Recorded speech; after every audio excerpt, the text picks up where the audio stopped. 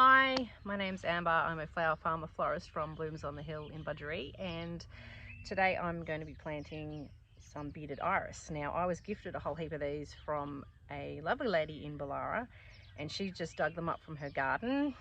So these are fantastic perennial that will spread like crazy. So they very easily will clump. So this is what she's dug up, clumps like this, and these can be separated and turned into lots of bearded irises. So normally you'd be planting these in autumn. Unfortunately now it's early spring.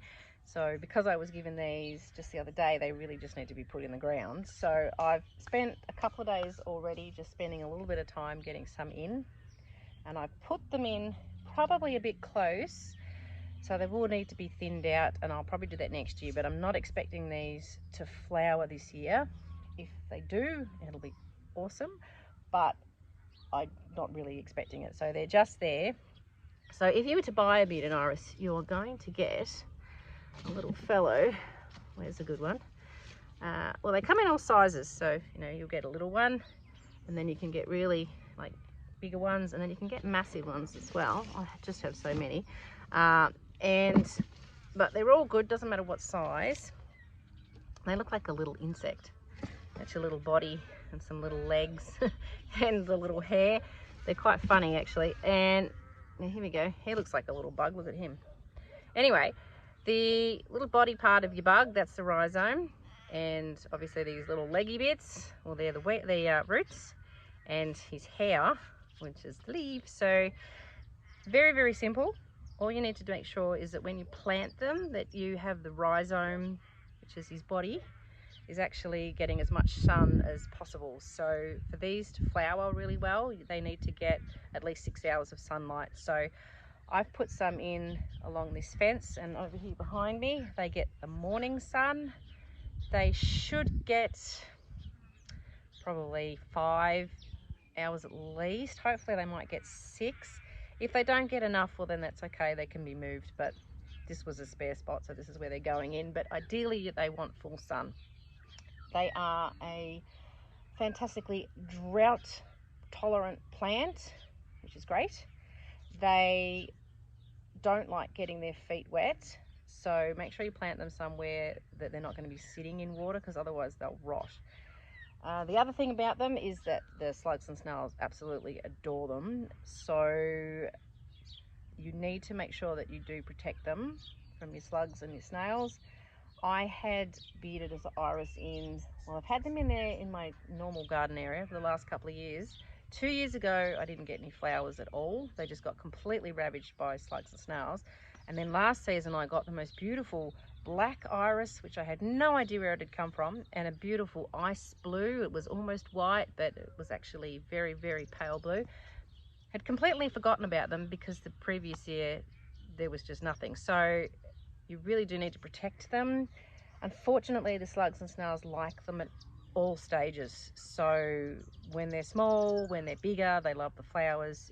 They're just, yeah, they're really, really tasty. They're not like a dahlia where the seedling is delicious for slugs and snails, and then once they get bigger, they taste awful, so they leave them alone. They just get ravaged at all point irises. So it's a little bit frustrating, but you can put your snail bait out or put your beer traps or whatever it is that you do. But yeah, you've just got to watch them. So to plant these, you just need to have a really shallow, obviously shallow little hole, and don't go too crazy, and get your roots in. Make sure your rhizome's out. You should also trim his hair, give him a little haircut. So give it a little cut like that.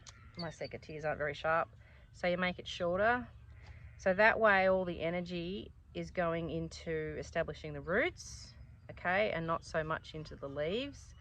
They'll grow back quickly enough, so that's fine. And you do that with a lot of things that you propagate. When you take cuttings, you'll cut the leaves off just so that all the energy goes into the roots. So that's the important thing. So I'll show you what I've done with these ones. I've actually been a bit naughty and not trimmed the tops because I was lazy. Simply, I was down on my knees, and it meant getting up and going into my house and getting my secateurs. And I'm kind of that, once I'm down, like if I fall down, I look for other things I need to pick up. Yeah, so it's a bit like that. So I'll show you what I've done. Right, so these ones I've put in, you have to ignore my shadow. These ones I've put in the other day, and then there's some more over here. Ignore my weeds.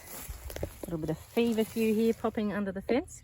I put all these in, and as you can see, I've left the rhizome so it's out, and then the little leaves are out there. So they're really just sort of sitting in there. It is quite surprising that they will actually anchor themselves fairly well. If you have any trouble, you can get some little pins, like a little croquet, what do they call it? It's not a croquet goalpost. I don't know what you'd call it. Like a little pin anyway. And you can put it, let's show you, over the top, and just put it like that, like my fingers are, over the top of your rhizome if you want to peg them in there, and that'll stop them from flipping out. But once again, if you do cut those leaves off short, then they're not going to have this weight on the top tipping them over. But I put these in when the soil was a bit damp, so they've actually sat there quite well. All right, so I don't know how well you're going to be able to see what I'm doing here, but I'm just digging a really shallow hole. Right, and grabbing rhizome. Excuse me for a second. Okay, so here's a little fellow. Now I'll cut his leaves.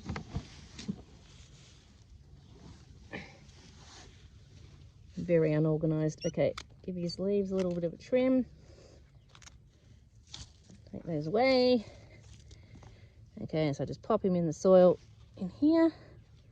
Can you see what I'm doing? Probably not. And I'm just patting some soil around his little body, and there we go, he's in. So if you can see, probably not super well because the shadow is on that, but that's him planted.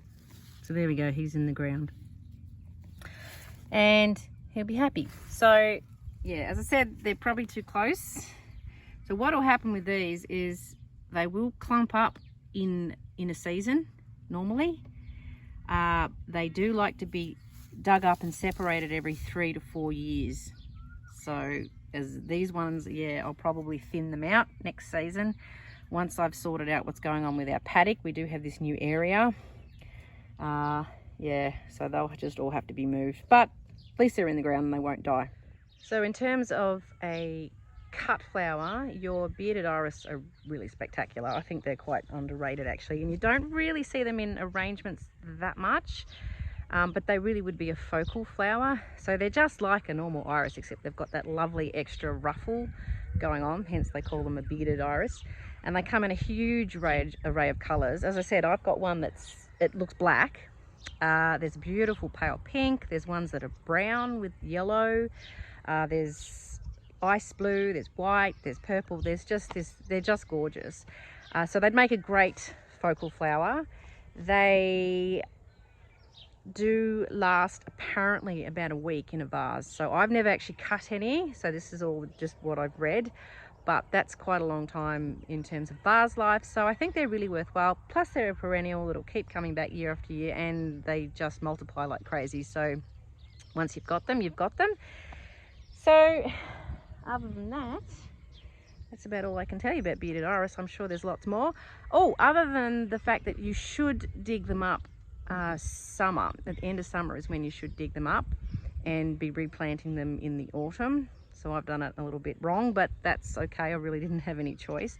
And the other thing is too, that you can get some that will flower early spring, some come mid-spring and some come late spring, so that's nice. They're a bit like tulips like that, and daffodils as well. They do the same thing. You can get them at different stages of the season.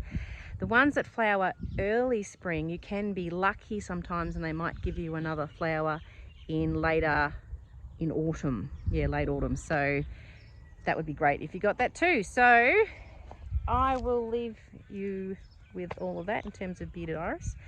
I hope you've learned something today, and thanks for watching, and I'll catch up with you next time. See you later.